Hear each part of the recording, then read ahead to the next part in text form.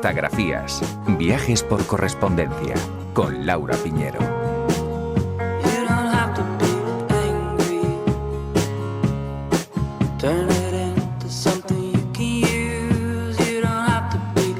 Arrancamos una nueva entrega de Cartografías planteando una pregunta a la que nos pueden contestar por carta. ¿Cuál será su próximo viaje? ¿Tienen pensado enviar cartas o postales desde allí? ¿Prefieren recibirlas?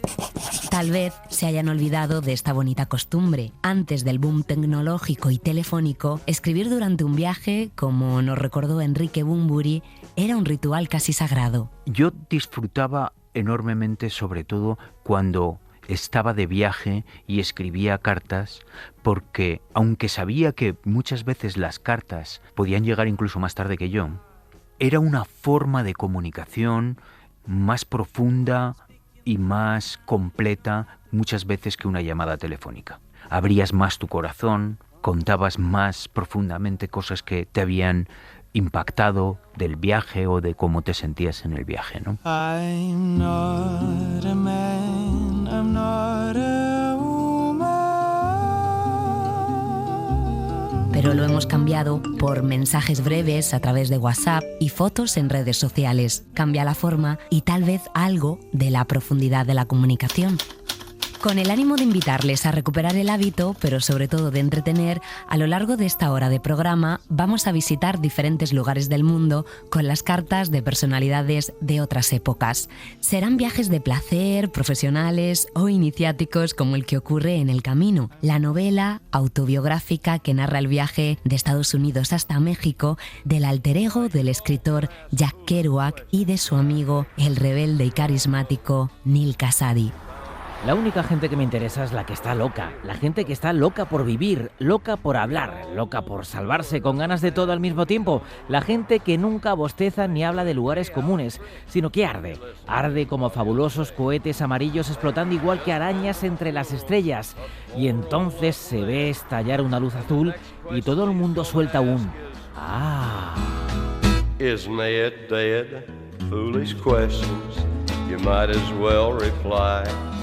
No, Ned thought he'd have a funeral and later on sometime he'd die. You know, he is so original that... Porque cualquier viaje, en mayor o menor medida, puede marcar nuestras vidas. Y arrancamos con una de esas canciones que parecen hechas a medida para acompañar un viaje. Forma parte de la impresionante banda sonora de la película Hacia Rutas Salvajes, firmada por Eddie Vedder.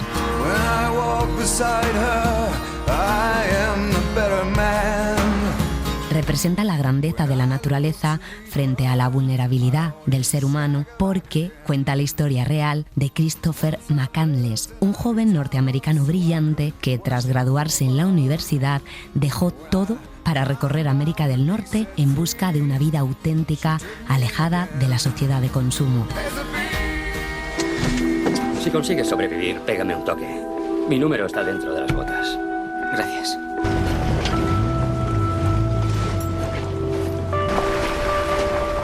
Para evitar que la civilización le intoxique, decide huir y adentrarse solo en estos parajes, perdido en la naturaleza salvaje. Viajó solo durante casi 2 años por carreteras, campos, desiertos y ríos, trabajando ocasionalmente y conociendo a personas entrañables. Escribía todo en su diario. Su objetivo final era vivir solo en la naturaleza salvaje de Alaska. No vamos a destripar el final de la historia, pero sí escuchar una carta que envió a principios de los 90. Se la envía a un hombre que conoció en ruta, Ron, un veterano de guerra que había perdido a su familia en un accidente. Se dedicaba a trabajar el cuero en el desierto de California, afición que compartió con Chris. Tuvieron una breve pero intensa amistad y el joven le mantuvo informado de su aventura.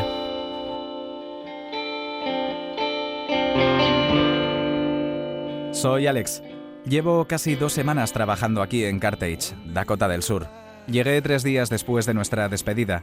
Espero que hayas regresado a Salton City sin muchos problemas. Disfruto trabajando aquí y todo va bien. El clima no es tan malo y muchos días son sorprendentemente templados. Algunos agricultores incluso ya están saliendo a sus campos. Debe estar haciendo bastante calor allá en el sur de California. No estaré mucho más tiempo en Dakota del Sur. Mi amigo Wayne quiere que me quede trabajando en el elevador de granos hasta mayo y luego me vaya a cosechar con él todo el verano. Pero estoy totalmente decidido a emprender mi odisea por Alaska y espero partir a más tardar el 15 de abril. Eso significa que me iré de aquí pronto, así que necesito que me envíes cualquier correo que haya recibido a la dirección que aparece a continuación. Ron, espero que nuestra separación no te deprima demasiado. Puede que pase mucho tiempo antes de que nos volvamos a ver. Me gustaría repetirte el consejo que te di antes. Creo que deberías dar un cambio radical en tu estilo de vida y empezar a atreverte a hacer cosas que antes quizá nunca hubieras pensado o que te hubieras resistido a intentar. Mucha gente vive en circunstancias infelices y sin embargo no toma la iniciativa de cambiar su situación porque está condicionada a una vida de seguridad, conformidad y conservadurismo. Puede parecer dar tranquilidad, pero en realidad nada es más dañino para el espíritu aventurero que un futuro seguro. La esencia misma del espíritu vital de un hombre es su pasión por la aventura. La alegría de vivir proviene de encontrar nuevas experiencias y por eso no hay mayor alegría que tener un horizonte en constante cambio. Que cada día tenga un sol nuevo y diferente. Debes abandonar tu inclinación por la seguridad monótona y adoptar un estilo de vida caótico que al principio te parecerá una locura. Sal de Salton City y ponte en marcha. Tuviste una maravillosa oportunidad en el viaje de regreso de ver uno de los paisajes más impresionantes del mundo, el Gran Cañón, algo que todo estadounidense debería ver al menos una vez en la vida. Pero, por alguna razón incomprensible para mí, lo único que querías era volver a casa lo antes posible, de vuelta a la misma situación que ves día tras día. No te quedes quieto en un solo lugar. Muévete, sé nómada, haz de cada día un nuevo horizonte. Aún vivirás mucho tiempo, Ron. Y sería una pena que no aprovecharas la oportunidad de revolucionar tu vida y adentrarte en un mundo de experiencias completamente nuevo. Te equivocas si piensas que la alegría emana exclusivamente o principalmente de las relaciones humanas. Dios la ha puesto a nuestro alrededor.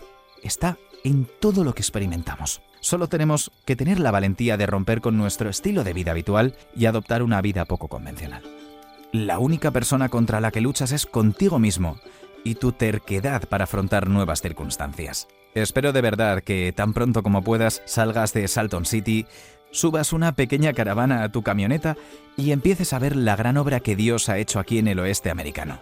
Verás cosas y conocerás gente, y hay mucho que aprender de ellos. Y debes hacerlo con moderación, sin moteles, cocinando tú mismo y, como regla general, gastando lo menos posible. Y lo disfrutarás muchísimo más. No lo dudes, ni te permitas poner excusas. Simplemente sal y hazlo. Simplemente sal y hazlo. Estarás muy, muy contento de haberlo hecho. Cuídate, Ron. Alex.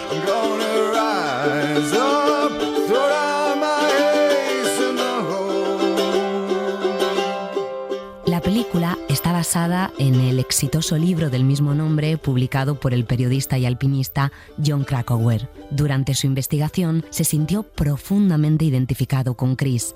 Era igual de impulsivo, idealista, rebelde y arriesgó su vida subiendo el Everest en 1996 en una expedición donde perdió a 8 compañeros. Rob, dime algo, contesta. Esta historia la narra en su libro Mal de Altura y también fue llevada al cine. Up beyond the reaches, rare is the blood moon you show, then cover up your tracks. And through the thinning branches, I watched your taillights turn and wonder if you're ever coming back. I am my father's daughter. Ahora saltamos de continente y de época. Viajamos a Europa, a Londres de 1689, donde vivía la bella e inteligente Lady Mary Montagu, una de esas mujeres cuya historia merece ser contada.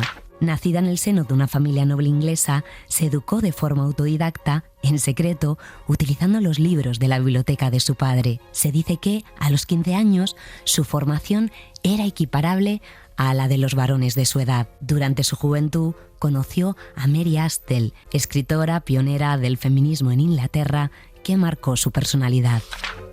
Si todos los hombres nacen libres, ¿cómo es que todas las mujeres nacen esclavas? Así debe ser.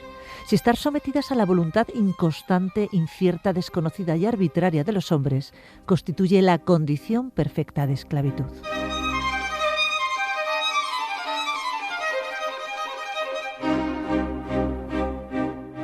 Astel defendía precisamente el derecho de las mujeres a la educación. También criticó con firmeza el matrimonio concertado. Lo consideraba una forma de esclavitud para la mujer. De todo este universo bebió nuestra protagonista, Lady Mary, que de joven se negó a casarse con el pretendiente elegido por su padre y se fugó para casarse con Edward Wortley, del que se había enamorado, por cierto, por carta.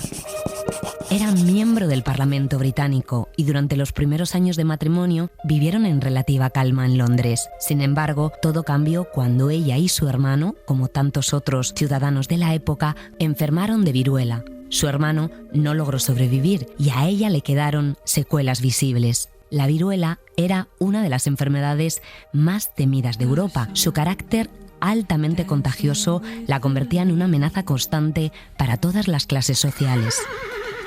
Rotterdam, 3 de agosto de 1716. Poco después, el matrimonio emprendió un viaje a la actual Turquía. Edward había sido nombrado embajador británico en Estambul. En el largo viaje en carruaje desde su país y durante su estancia en Oriente, Montagu envió numerosas cartas a amigos y familiares en las que narraba con gran agudeza todo lo que veía, pensaba y sentía. La pulcritud de esta pequeña ciudad me cautivó. Aunque a mi llegada a Rotterdam me esperaba una nueva escena placentera. Todas las calles están pavimentadas con adoquines anchos. Ante las puertas de los artífices más miserables hay asientos de mármol de variados colores y te aseguro tan pulcramente mantenidos que ayer anduve de incógnito por casi toda la ciudad con mis zapatos, sin que se les pegara ni una mota de polvo. Y además ves a las criadas holandesas fregar el suelo de la calle con más solicitud que la que ponen las de casa en arreglar nuestros aposentos. La ciudad parece tan llena de gente con cara de atareada, toda en movimiento, que cuesta imaginar que no sea por la celebración de alguna feria, aunque compruebo que todos los días es igual. No existe sin duda ciudad más ventajosamente situada para el comercio. Aquí hay 7 amplios canales, por donde las naves mercantes llegan casi hasta la puerta de las casas. A buen seguro, nada puede ser más agradable que viajar por Holanda. El país entero parece un inmenso jardín. Ayer estuve en la iglesia francesa y observé con mucha atención su forma de celebrar el oficio. En primer lugar, el párroco llevaba un sombrero de ala ancha, que le daba un aire muy semejante al de un personaje de la feria de San Bartolomé. Para que no se le cayera, hacía gestos extraordinarios y grotescos, y al predicar decía unas cosas muy semejantes a las que en esa comedia se dicen a los títeres. Sin embargo, la congregación daba muestras de recibirla con devoción profunda. Y alguien de su grey...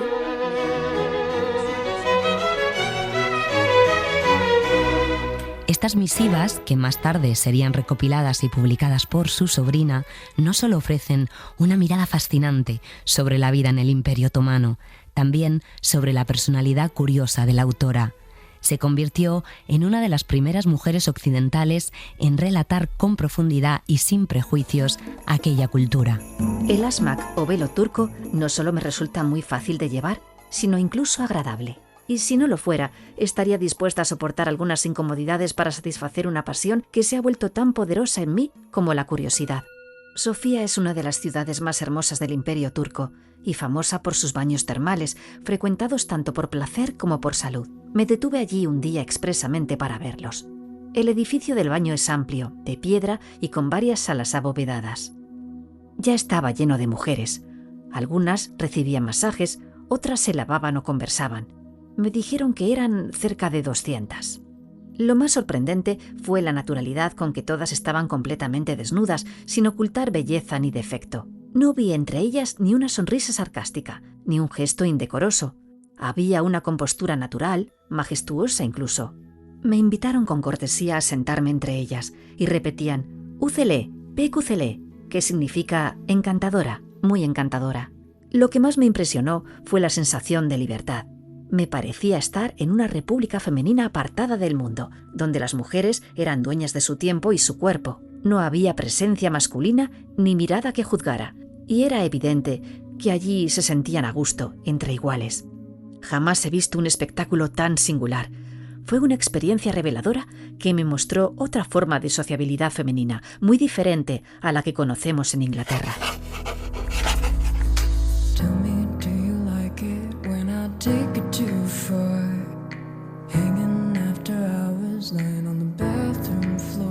Pero seguramente el hecho más importante que presenció fue en 1717, cuando observó cómo algunas ancianas turcas practicaban un método tradicional de inoculación de la viruela en niños. Los pequeños enfermaban de forma leve y quedaban inmunizados de por vida.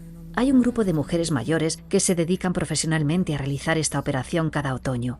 Se envían mensajes para preguntar si alguien de la familia desea tener la viruela.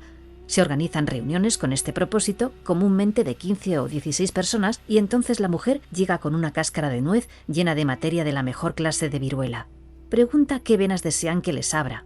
Inmediatamente rasga con una gran aguja la que se le ofrece y coloca dentro de la vena una cantidad de materia del tamaño de la cabeza de la aguja. Luego se cubre la pequeña herida con un trozo hueco de cáscara. Los niños juegan como de costumbre el resto del día y están perfectamente bien hasta el octavo. Entonces les empieza la fiebre, permanecen en cama 2 días, rara vez 3, y muy rara vez tienen más de 20 o 30 granos en la cara, que nunca dejan marca. En 8 días están tan bien como antes. Cada año miles se someten a esta operación. No hay ejemplo de que nadie haya muerto por ello. Decidió aplicar el método a sus propios hijos y trató de promoverlo en su país cuando regresó en 1718. La comunidad médica era reacia hasta que se produjo un grave brote de viruela y decidieron probarlo en presos de una cárcel que aceptaron a cambio de la libertad. Todos sobrevivieron. I'm not a man, I'm not a woman. 75 años después, el médico británico Edward Jenner desarrolló la vacuna moderna, mucho más segura y eficaz, y que fue adoptada a nivel mundial. Instituciones como el Real Colegio de Médicos de Londres han reconocido la importancia de estos otros procedimientos y de Lady Montagu, que siguió viajando por Europa y viviendo como una mujer independiente. El libro Cartas desde Estambul recoge parte de esta correspondencia. I'm not a child, oh, I am not old. La historia de esta viajera nos conecta con la de otra británica fascinante del siglo XIX, Lady Hester Stanhope, una mujer independiente, excéntrica. Tras la muerte de su tío, que había sido primer ministro, y después de vivir varias tragedias personales, decidió emprender un viaje en solitario por el Mediterráneo y Oriente Próximo. Un viaje que cambió su vida. En el libro Cartas y Memorias de una aventurera en Oriente, la acompañamos por Egipto, Palestina y Siria. Por seguridad, vestía ropa de hombre, viajaba con escolta y en cada destino se reunía con los líderes locales para conseguir protección. No soy una mujer de salones, soy una mujer de desiertos. Los wahabíes, que fueron el tema de mi última carta, no han sido vistos cerca de esta ciudad.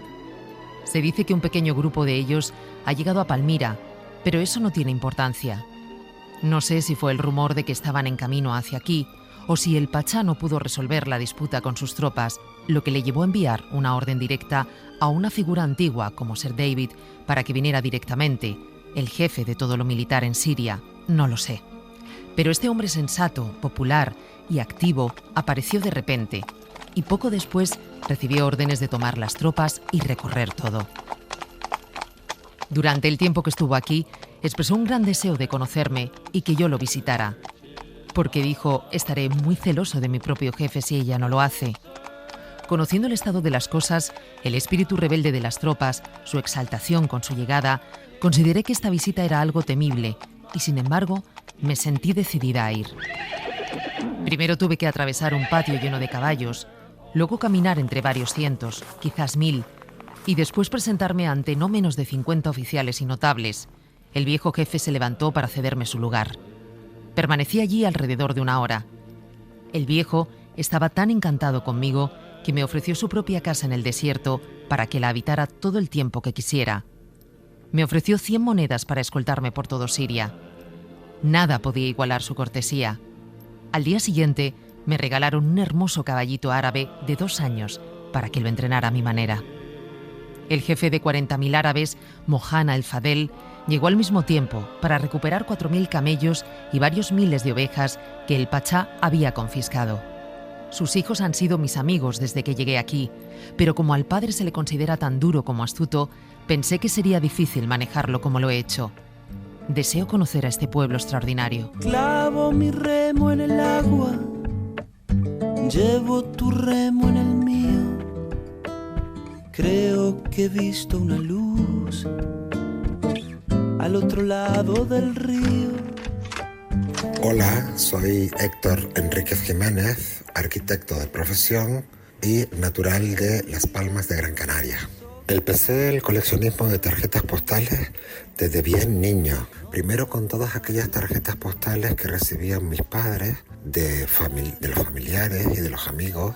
Lo que más me atraía de la tarjeta postal era pues ir descubriendo nuevos países, ciudades, diferentes formas de la arquitectura, diferentes formas de costumbres de vivir. Mi colección trata sobre la cartografía en la cartofilia. Así podemos encontrar, pues, por ejemplo, globos terráqueos. Podemos encontrar los continentes, podemos encontrar países y luego podemos encontrar provincias, estados, hasta los confines más recónditos de la Tierra. Pues desde el Polo Norte, la Antártida, hasta la Polinesia francesa. Dentro de la colección podemos encontrar tarjetas. La más antigua data de 1896, de la Segunda Guerra Mundial, de la Guerra Civil Española. Tarjetas aterciopeladas, que eran muy típicas en Francia y aquí en nuestro país también. Por supuesto que hoy en día sigo enviando tarjetas postales, cómo no. Que existe un grupo a nivel mundial que es Postcrossing, que es un proyecto que fue ideado por un portugués, por Paulo Magalhães, en la ciudad de Braga, y que consiste en enviar y recibir tarjetas postales. Pues tiene registradas más de 600.000 usuarios que intercambiamos postales a nivel mundial. Y es muy fácil pertenecer a este grupo, a este movimiento, que nos resistimos a que la tarjeta postal como parte de nuestra correspondencia epistolar, para saludar, para felicitar, para recordar efemérides, etc., nos negamos a que la tarjeta postal desaparezca. ¿Y recuerdan la película Lawrence de Arabia de 1962? Narra la vida de Thomas Edward Lawrence, arqueólogo galés que exploró Medio Oriente en busca de ruinas antiguas. Un vaso. ¿Tú no bebes? No. Beberé cuando tú. Yo soy Bedú. Cuando estalló la Primera Guerra Mundial, fue reclutado por los servicios de inteligencia británicos que necesitaban expertos en la región. Una misión que le permitió ver de cerca tanto la valentía del pueblo árabe como la codicia y las traiciones de los gobiernos occidentales. Lawrence vestía como los beduinos, montaba camellos, hablaba su idioma y compartía su vida en el desierto. Todo está en sus cartas. Yida es una ciudad portuaria llena de casas de techos planos y muchas ventanas de 3 o 4 pisos, construidas con coral que se elevan sobre callejones estrechos llenos de arena. No es bonita porque las casas están manchadas de sal y arena llevada por el viento y porque casi todas están derrumbándose, así que a cada pocos pasos se encuentra un espacio vacío donde antes hubo una casa. Pero es intensamente árabe. Todos los hombres visten túnicas blancas o color crema y pañuelos rojos y blancos en la cabeza. Todas las tiendas están abiertas a la calle y los camellos atraviesan las callejuelas con estrépito, como lo hacían hace 1000 años. Fuera de las puertas empieza el desierto. No es solo arena, sino grava y roca, con arbustos dispersos cada pocos pasos. Y detrás, a la luz de la tarde, las colinas púrpuras del Hiyaz brillan con un fulgor indescriptible.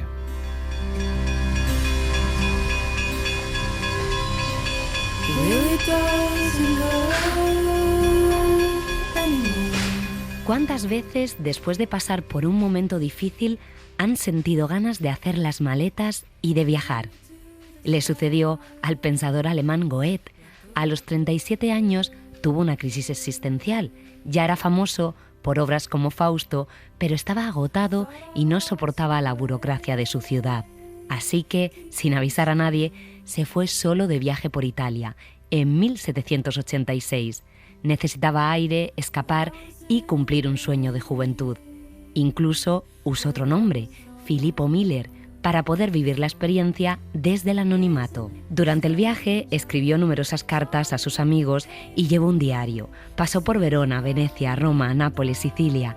Quería disfrutar del arte, la arquitectura, la naturaleza y un estilo de vida más alegre que el de Alemania. Y encontró todo eso, pero también algo más. Su forma de ver el mundo cambió. Roma, 1 de noviembre de 1786. Por fin puedo hablar libremente y saludar con alegría a mis amigos. ¡Qué alivio! Perdonadme por haber guardado en secreto este viaje casi clandestino hasta llegar aquí. Apenas me atrevía a decirme a mí mismo a dónde me dirigía. Incluso en el camino tenía dudas. Solo al pasar por la Porta del Popolo supe con certeza que estaba en Roma. Ahora, al estar tan cerca de todo aquello que nunca creí ver con mis propios ojos, pienso en vosotros constantemente. Solo cuando comprendí que cada uno de vosotros estaba encadenado al norte en cuerpo y alma, y sin intención de venir a estos lugares, me atreví a emprender este largo y solitario viaje. Me sentí impulsado por una necesidad irresistible hacia este punto central. En los últimos años, esa necesidad se convirtió casi en una enfermedad. Solo la visión y la presencia física podían curarla. Ya me atrevo a decirlo. Llegué a un punto en que no podía ni mirar un libro en latín ni una estampa de Italia sin sentirme inquieto. El deseo de ver esta tierra era demasiado intenso. Ahora que ese deseo está satisfecho, vuelvo a amar a mis amigos y a mi patria, y el regreso me parece más deseable. Más aún, porque sé con certeza que los tesoros que he recogido aquí no son solo para mi uso privado, sino que serían útiles para mí y para otros, guiándome y enriqueciéndome durante toda la vida. Estoy, al fin, en esta capital del mundo. Si hubiera venido a Roma hace 15 años, acompañado y guiado por alguien sabio, quizá me habría dejado deslumbrar, pero necesitaba verla con mis propios ojos, y por eso fue bueno que este viaje se haya dado tan tarde. Todo lo que conocía a través de cuadros, dibujos, grabados, yesos y corchos está aquí, delante de mí. A donde vaya en este mundo nuevo, me encuentro con rostros antiguos. Todo se parece a lo que imaginaba, y sin embargo, todo es nuevo.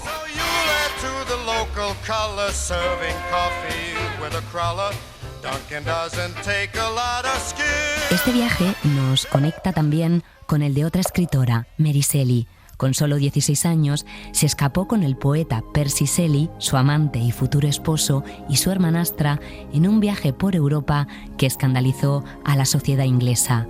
Recorrieron Alemania, Holanda, Francia y Suiza disfrutando de los paisajes alpinos, leyendo, escribiendo y alejándose de la rigidez de la vida británica. La editorial Malpaso y Cía acaba de publicar Crónica de un viaje de 6 semanas, con su diario de viaje y las cartas redactadas durante la aventura. Aquel viaje inspiró su obra más famosa, Frankenstein, uno de los grandes clásicos de la literatura. Intuirás por la fecha que hemos cambiado nuestra ubicación desde mi última carta. Ahora nos estamos quedando en una pequeña cabaña al otro lado del lago y en lugar de ver el Mont Blanc y sus picos nevados, vemos el oscuro y desafiante Jura, detrás de cuyas montañas vemos al sol ponerse cada tarde y cómo la oscuridad invade nuestro valle por detrás de los Alpes, que por entonces ya se tiñen de ese color rosado parecido al que puede verse en las nubes de Inglaterra durante el cielo otoñal cuando el día casi ha llegado a su fin. El lago está a nuestros pies y dejamos el barco en el que disfrutamos de nuestros paseos acuáticos en un pequeño puerto. Desafortunadamente ya no vemos esos magníficos cielos que nos recibieron cuando llegamos a este país. La constante lluvia nos tiene encerrados en casa, pero cuando el sol sale emite una luz y un calor que no se han visto en Inglaterra. Nunca había visto tormentas tan impresionantes y terroríficas. Vemos cómo se van acercando desde el otro lado del lago y observamos los relámpagos que juegan entre las nubes en varias partes del cielo y aparecen fugazmente en forma de figuras angulosas sobre las alturas cubiertas de pinos del Jura que se oscurecen con la sombra de las nubes amenazantes mientras el sol aún brilla con fuerza sobre nosotros. Una noche disfrutamos de la tormenta más fuerte que jamás había contemplado. El lago estaba encendido, podían verse los pinos en el Jura y todo el paisaje quedó iluminado por un instante, tras el que cayó una total oscuridad y los truenos se volvieron estallidos aterradores sobre nuestras cabezas en medio de la oscuridad.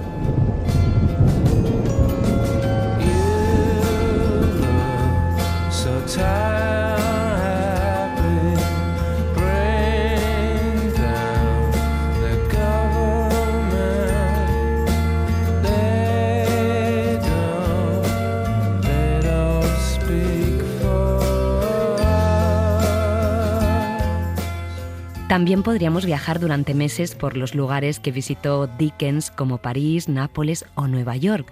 Fue un gran viajero y sus viajes tuvieron un gran impacto en su obra. Solía llevar un escritorio portátil para escribir cartas sobre sus destinos. Todo viajero tiene un hogar, no importa dónde, dijo en una ocasión. En 1845 subió en pleno mes de febrero el Monte Vesubio, en Nápoles, junto a su esposa, un relato que aparece en su trabajo Estampas de Italia y en esta carta. Sábado 22 de febrero. Ayer por la tarde a las 4 comenzamos la ascensión al Monte Vesubio, con 6 caballos de silla, un soldado armado como guardia y 22 guías. Esto último se hizo necesario debido a la severidad del clima, que es más severo que el conocido en 20 años y ha cubierto la parte escarpada de la montaña con nieve profunda, cuya superficie está cubierta con una lisa capa de hielo desde la cima del cono hasta la base. El ascenso era tan empinado como esta línea, casi perpendicular. Todos tropezábamos a cada paso y mirar hacia arriba y ver a la gente que iba delante rodando sobre sus cabezas y mirar hacia abajo y ver cientos de pies de hielo liso abajo era, debo confesar, todo menos agradable. Con un esfuerzo prodigioso pasamos la región de nieve y llegamos a la de fuego. Desolada y terrible, como bien pueden suponer. Era como abrirse paso a través de una cascada seca, con cada masa de piedra quemada y carbonizada en enormes brasas y humo y azufre brotando de cada grieta y hendidura, de modo que era difícil respirar. La sensación de subirlo con dificultad, asfixiados por el fuego y el humo, y sintiendo a cada paso como si la costra de tierra entre los pies y el abismo de fuego se desmoronara y nos tragara, que es el verdadero peligro, creo que la recordaré durante un tiempo, pero lo logramos. Miramos hacia abajo, a las entrañas llameantes de la montaña y regresamos con media docena de llamas encendidas y quemados de pies a cabeza. Nunca vieron semejantes demonios. La única manera de bajar era que los guías hicieran una cadena, agarrándose de la mano y cavaran un estrecho sendero en la nieve con sus palos. Mis 2 desafortunadas damas fueron sacadas de sus literas con media docena de hombres aferrándose a cada una para evitar que cayeran hacia adelante. Y comenzamos a descender por este camino. Era como un sueño tremendo, era imposible mantenerse en pie y la única manera de evitar caer por el precipicio cada vez que uno caía era clavar el bastón en uno de los agujeros que habían hecho los guías y sujetarse. Hoy estoy bastante rígido, pero completamente ileso, excepto por un leve rasguño en la mano derecha. Mi ropa está quemada en pedazos. Mis damas son la maravilla de Nápoles y todos están boquiabiertos. Saludos cordiales, siempre fielmente, Dickens.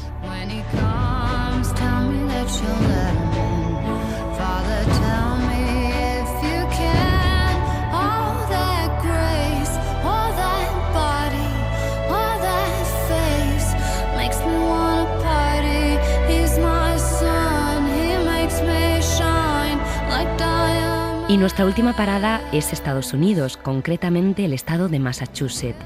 Lo hacemos a través del último libro de la escritora y librera Laura Riñón y de la ilustradora Patricia Bolaños, Cartas desde Massachusetts, de la editorial Tinta Blanca, con el que firmamos nuestra postdata de hoy.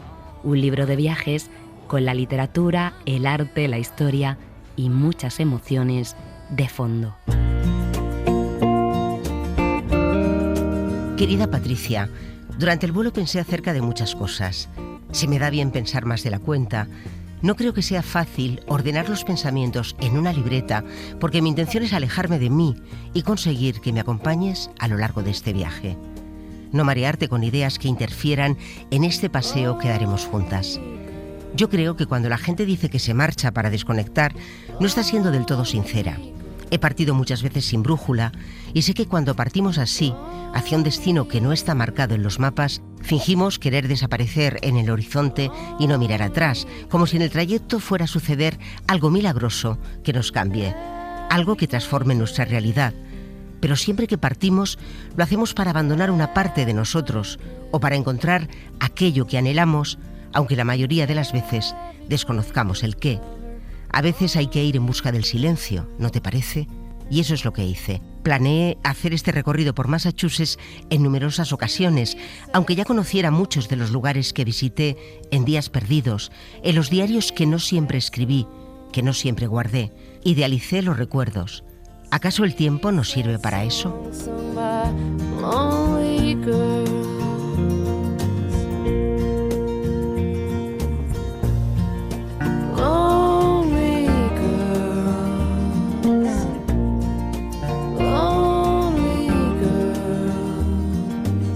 Laura Riñón, hola, bienvenida a Cartografías. Bien hallada, Laura, encantada de estar aquí contigo por fin. Sí, es verdad que teníamos muchas ganas de encontrarnos por ese amor compartido por las cartas y por la literatura. Y voy a empezar por el principio de la historia. Este viaje comienza un día que estabas ordenando libros en casa. Sí, estaba ordenando los libros porque me gusta tenerlos colocados para, aunque como hay tantos, ya no sabes dónde encontrar unos y otros. Y descubrí que tenía un sentido una de las baldas porque eran todos autores que tenían alguna relación entre ellos y sobre todo con el estado de Massachusetts, ¿no? que es el comienzo de la literatura norteamericana. Y al poco tiempo me encargaron un libro de viajes, la editorial Tinta Blanca, y dije, pues yo creo que sé dónde me tengo que ir, ¿no? Y empecé este viaje. Lo bonito de este libro es que comenzó con esos libros ordenándose, con un manuscrito escrito en mi casa, y cuando me fui a hacer el viaje yo para seguir mis propias huellas es cuando lo convertí en cartas, porque entendí que era la única manera de comunicarme con Patricia, ¿no? A través de las cartas. Entonces las cartas eran el destino genuino de esta historia, sin ninguna duda.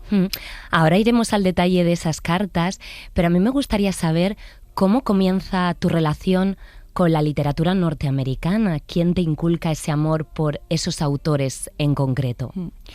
Pues yo me fui a estudiar a Estados Unidos y allí descubrí a un profesor de literatura norteamericana, me descubrió a John Steinbeck y después a Harper Lee y después a Salinger, y de repente dije, ¿pero esto qué es, no? En comparación con lo que estábamos leyendo aquí en ese tiempo. No quiero decir que lo que estuviéramos leyendo aquí fuera malo, sí que lo de allí, por la distancia, por el tiempo, me conectó muchísimo con algo de mí y desde entonces hasta hoy la literatura norteamericana es la que me guía tanto en la escritura como en la lectura, sin ninguna duda.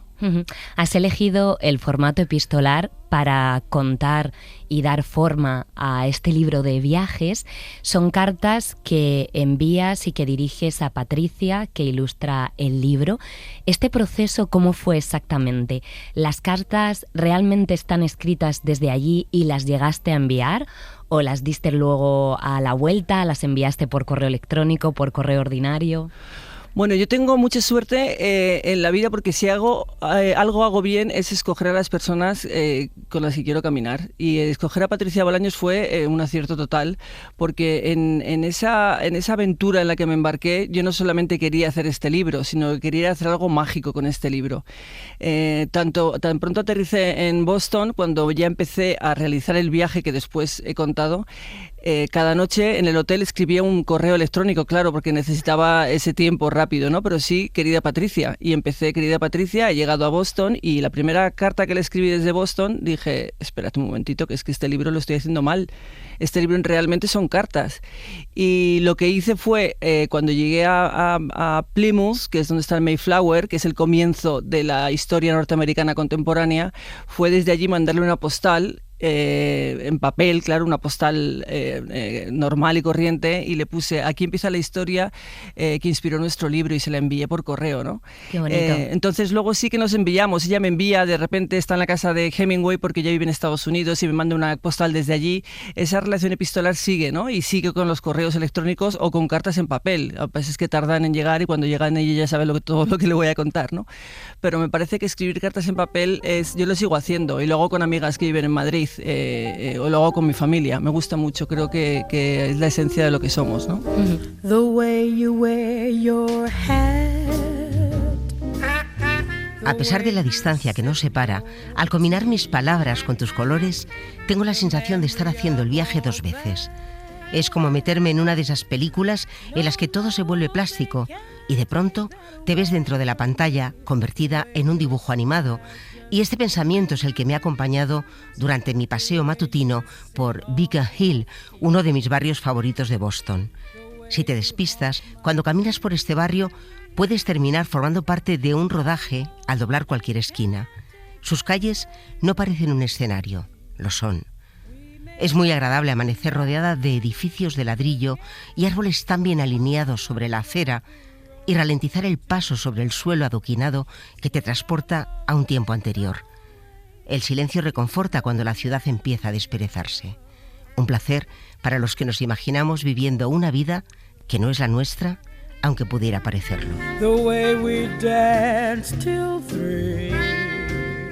The way you've changed my life. Dices al principio del libro que cuando la gente dice que se marcha para desconectar, no está siendo del todo sincera. Me parece que cuando nos marchamos en realidad lo que queremos es encontrarnos. Muchas veces nos cuesta encontrarnos en nuestro hábitat natural o en nuestra rutina diaria porque no nos da tiempo a pensar quiénes somos, dónde estamos y qué es lo que queremos, ¿no? Yo este viaje lo hice sola, me gusta mucho viajar sola, no porque la gente me moleste ni mucho menos, pero sí porque me gusta hacer mi viaje y no me gusta arrastrar a los demás hacia una tumba de un escritor o una casa de un escritor porque la gente no tiene los mismos intereses que yo, ¿no? O simplemente por el hecho de perderme, como me perdí en Walden, el estanque de Thoreau, ¿no? en Concord. Me gusta estar sola porque es la manera de decir, este es el lugar en el que quiero estar, ¿no? Yo creo que si uno está solo y se siente feliz, ya va a estar bien en cualquier otro lugar, ¿no? Entonces, a mí me gusta viajar y me gusta perderme porque creo que es la mejor manera de reconectar conmigo, ¿no? Y de quitar todas las cosas del día a día que al final de alguna manera son obstáculos para ser, y nos pasamos el día haciendo y nos olvidamos de que tenemos que empezar a hacer. Este viaje fue tan maravilloso que mira, tengo incluso tatuado ese pájaro que es Scout, lo bauticé como Scout, que es un pájaro que me encontré en la primera parada que hice y luego lo vi en todas las ciudades por las que iba parando. Y muchas veces cuando lo cuento me dicen, bueno, quizás había más de un norteño, ¿no? Un cardenal norteño en el estado de Massachusetts, pero yo estoy convencida de que era el mismo y que era mi compañero de viaje, ¿no? Cada vez que veo este tatuaje, que es un dibujo de Patricia, me recuerda que si quiero ser feliz en algún sitio y me quiero sentir libre, lo puedo hacer siempre que sea yo la que da el primer paso, ¿no? ¿Qué tiene Boston que te enamora tanto? Bueno, Boston y el estado de Massachusetts, todo, ¿no? Es que tiene todo realmente, ¿no? Yo cuando empecé a documentarme para escribir este libro, siempre bromeamos, Patricia y yo, que deberíamos escribir otro que fueran las cartas que no te envié, porque hay muchísimo que se quedó fuera, ¿no? Hay muchos autores y muchos escritores. Es sorprendente cómo la literatura norteamericana empieza en el estado de Massachusetts, y la historia de los Estados Unidos, como la conocemos ahora, también empieza ahí con esa bala perdida, ¿no? Cerca de Concord, ¿no? Pero sí que es cierto que viajar por esos lugares, por esas carreteras, descubrir tantas casas, tantos lugares icónicos, ¿no? Que allí eso lo hacen muy bien los norteamericanos, que es que cuidan mucho todo lo que tiene que ver con su cultura, ¿no? y con su legado cultural, ¿no? Y las casas, los lugares los cuidan, las casas museos los cuidan mucho, ¿no? Para que los visites o no, porque realmente yo cuando estuve por allí tampoco creas que había mucha gente visitando como yo lo hacía. De hecho, se sorprendían cuando yo les contaba mi historia, ¿no? Desde España vine para escribir este libro. Concord al final es el lugar en el que vivieron la familia Alcott, que el padre filósofo y profesor, y la hija Louisa May Alcott, la famosa escritora de Mujercitas, entre otros libros, Emerson, Thoreau, que son los padres del trascendentalismo y casi la literatura norteamericana. Hay tantísimos, y en un momento de la historia cómo se juntaron en ese lugar tan pequeño esas personas, ¿no? Como sucedió a lo mejor en Bloomsbury o en Jena, ¿no? Con los románticos. Entonces es algo muy, muy, muy especial, ¿no? Has hablado antes del tema de las casas y no sé si tú crees que hay algo de nosotros que está en las casas que habitamos. Sin duda ninguna. Creo que al final entras en una casa y puedes conocer a la persona que habita en esa casa, ¿no? Por lo que hay ahí, la esencia que hay ahí, ¿no? Y cuando yo que he cambiado de casa, antes cambié de casa muchas veces, dejas algo de ti en ese lugar, ¿no? Y hay una energía que se nota y que se siente, ¿no? Si me tengo que quedar con una, me quedo con la casa, con Orchard House, la casa de Louisa May Alcott, claro. Esa mesita que tiene plegada que hizo su padre, ¿no? Y que es una mesita diminuta, que es lo que más me alucinó. Eran las mesitas en las que escribían todos los autores. Ahora nosotros necesitamos una mesa, mucho espacio para muchos folios, y ahí tenían una mesa en la que cabía la pluma, el folio y poco más, ¿no?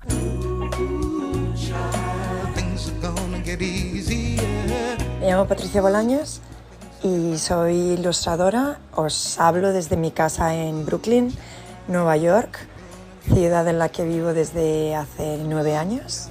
Pues para mí fue uno de los proyectos más especiales que he tenido hasta la fecha, y creo que la forma en la que Laura tuvo de enfocar el proyecto a través de cartas era algo que no había hecho nunca. Entonces me gustó mucho que cada una pudiera utilizar su lenguaje, ella la escritura y yo la ilustración, para compartir este viaje juntas y a la vez ir descubriendo todo lo que Laura me contaba en sus cartas y que yo luego pudiera recrear a través de la pintura. Fue una especie de regresión a la época del campamento de verano, ¿no? Cuando te escribes con una amiga y estás como impaciente porque te llegue la carta. Y yo pues me dedicaba un poco pues a investigar a través de internet, buscaba fotografías, buscaba referencias y luego pues aderezaba con los detalles personales del propio viaje de Laura, ¿no? Pues siempre que podía metía a Laura en la ilustración, o pues un detalle de la llave de su hotel, o Scout, el pájaro norteño que se le aparecía a través del viaje. Como esta historia muy bonita en la que yo iba de copiloto en aquel coche sin estar de cuerpo presente.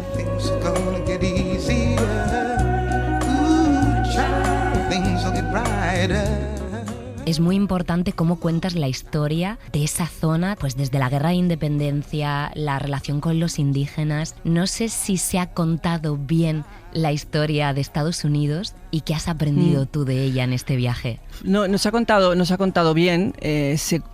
nos ha contado bien en su mayor medida. Hay pequeños autores que sí que lo van contando, ¿no? De otra forma, entre otras cosas porque las minorías tampoco tuvieron la oportunidad de poder escribir y de contarlo, o no se les dio la visibilidad, ¿no? Hay muchísimo que contar. A mí me encantaría el poder pasarme un tiempo viajando por los Estados Unidos y descubriendo todo esto. Tantas tribus, los indios nativos americanos, ¿no? Que tienen una historia brutal, y tantas tribus dentro de todos ellos, ¿no? Que no solamente es una tribu y ya está, ¿no? Sino la lucha también que hay entre ellos, los amores que hay, ¿no? Que luego han trascendido pues como en algunas películas o dibujos animados, o en algunos cuentos, pero realmente la historia per se nos ha contado como creo que debería contarse, ¿no? Y tantos barcos que llegaron y que naufragaron antes de llegar, que a mí es algo que me fascina, ¿no? Porque no sé si has tenido la oportunidad de ver alguna embarcación de aquellas y las ves y dices, pero esta gente era muy valiente, porque meterse en estas cáscaras de nuez y cruzar el océano Atlántico me parece una cosa brutal. Claro, muchos no llegaban, muchos barcos dicen que hay miles y millones de pecios, ¿no? En el fondo del mar, y no me extraña, y todavía, lo cuento en una parte en Cape Cod, que durante mucho tiempo todavía llegaban trozos de madera y de barcos que los arrastraba el mar, ¿no? Hasta la orilla, porque es que están ahí, ¿no? Como un cementerio de barcos y de de personas que soñaron con ser libres, ¿no? Pensando que la libertad estaba en los Estados Unidos. Y lees lo que es la raíz de Estados Unidos, te hierve un poco la sangre de cómo deberían recordar toda esta historia tan importante de mezcla, ¿no? De culturas. Sí, bueno, yo con esto, Laura, podemos tener nos podemos escribir cartas y contarnos la una a la otra, porque tengo muchísimas reflexiones al respecto, ¿no? A mí lo que me da mucho miedo, o lo que no comprendo más que miedo, lo que no llego a comprender es cuánta ignorancia hay en los líderes políticos. Y lo que hay es una ignorancia absoluta, y luego en los votantes de estos líderes, ¿no? Yo siempre decía que en los Estados Unidos sale tantas cosas buenas porque hay mucha mezcla. En mi imaginario romántico, yo siempre decía, claro, ¿cómo no va a salir todo lo bueno si hay tanto ADN mezclado? Están los bohemios, están los ingleses, los franceses, los españoles, africanos. Tienes de todo el mundo, bueno, Corea, Japón, tienes de todo el mundo que llega ahí.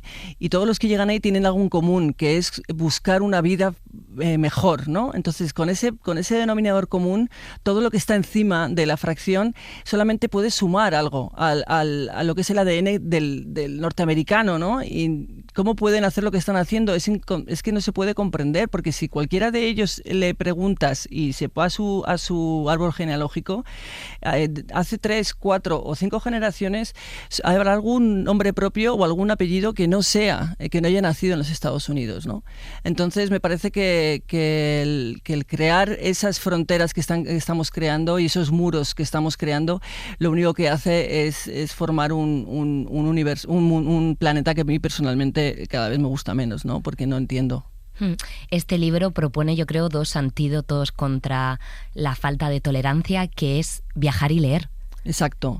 Es lo único que nos puede ayudar y nos puede acompañar, yo creo, y nos puede hacer entender, ¿no? Yo cuando voy a los colegios a dar alguna charla o cuando hablo con la gente joven, digo, al final, leer es lo que te hace ponerte en los zapatos del otro, ¿no? Como decía Harper Lee, y entender el mundo desde sus zapatos. Y para entenderlo hay que saber que existe. Entonces, es muy difícil comprender lo que pasa si tú no eres capaz de ponerte en otro lugar y ver la vida desde otro sitio distinto, ¿no?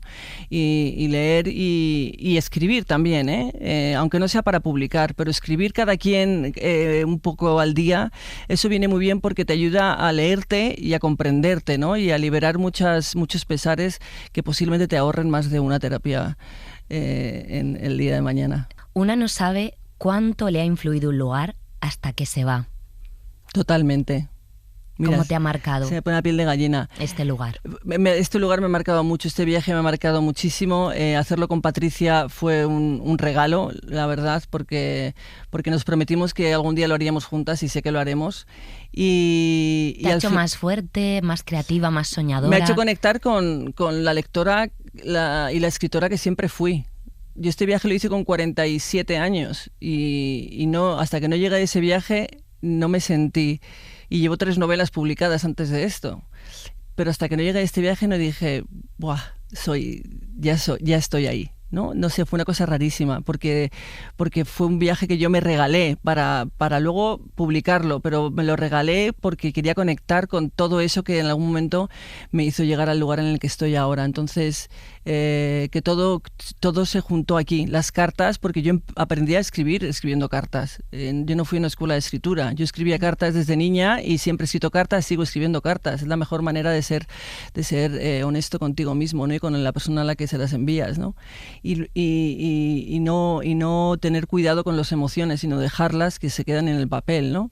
Pues Laura, y también a Patricia, felicidades por este libro y muchísimas gracias por formar parte de este programa de Cartografías. Gracias a ti y felicidades a ti por este programa que tienes, que creo que es más que necesario, y me alegra mucho que sigas dando voz a tantas cartas y tantas voces. Gracias, hasta pronto. Gracias.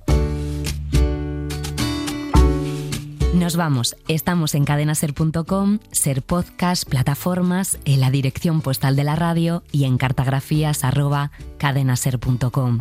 En el montaje sonoro ha estado María Jesús Rodríguez y nuestros compañeros de la redacción han puesto voz a las cartas. Hasta pronto. Cartografías con Laura Piñero. ¿Qué harías tú si tuvieras rota por dentro la cabeza? ¿Qué harías tú si te ahogaras y no supieras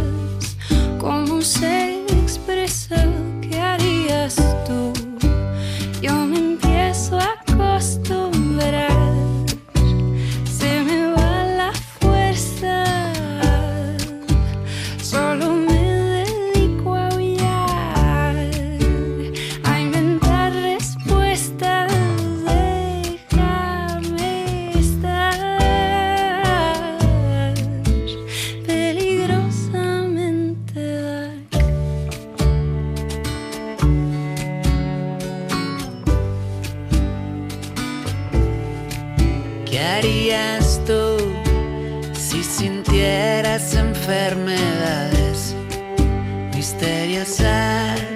¿Qué harías tú si olvidaras por un instante lo que te importa? ¿Qué harías tú? Yo me empiezo a acostumbrar, se me va la fuerza, solo me dedico a aullar, a inventar respuestas. Déjame estar peligrosamente dark. La vida está tan de nuestro lado, sin embargo estoy aterrorizado. A veces me pregunto insistente, ¿hay algo que quisiera saber? Porque siempre hay uno que quiere y otro que se